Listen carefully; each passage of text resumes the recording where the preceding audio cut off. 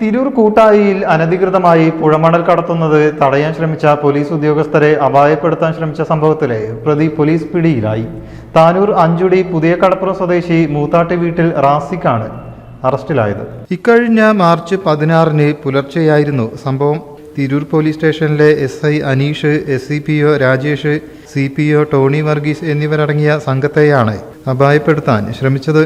കൂട്ടായി ഭാരതപ്പുഴയുടെ ഭാഗത്ത് അനധികൃത മണൽ കടത്ത് തടയാനായി യൂണിഫോമിൽ പട്രോളിംഗ് ഡ്യൂട്ടി ചെയ്തു വരികയായിരുന്നു പോലീസ് സംഘം. അനധികൃതമായി പുഴമണൽ കടത്തി വരികയായിരുന്ന പ്രതി റാസിക് ഓടിച്ചിരുന്ന ലോറിയെ പോലീസ് കൈകാണിച്ചെങ്കിലും ഇയാൾ പോലീസ് സംഘത്തെ ഇടിപ്പിക്കാൻ ശ്രമിച്ച് കടന്നു കളയുകയായിരുന്നു. പോലീസ് ലോറിയെ പിന്തുടർന്നെങ്കിലും പ്രതി ലോറിയുടെ ബോഡി ഉയർത്തി മണൽ റോഡിലേക്ക് തട്ടിയിട്ട് രക്ഷപ്പെടുകയായിരുന്നു.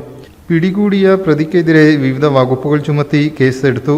പ്രതിക്കെതിരെ തിരൂരങ്ങാടി, താനൂർ, പരപ്പനങ്ങാടി സ്റ്റേഷനുകളിൽ വിവിധ കേസുകൾ നിലവിലുള്ളതായി പോലീസ് പറഞ്ഞു.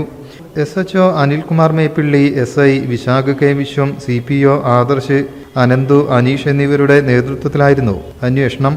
News bureau, Tirur.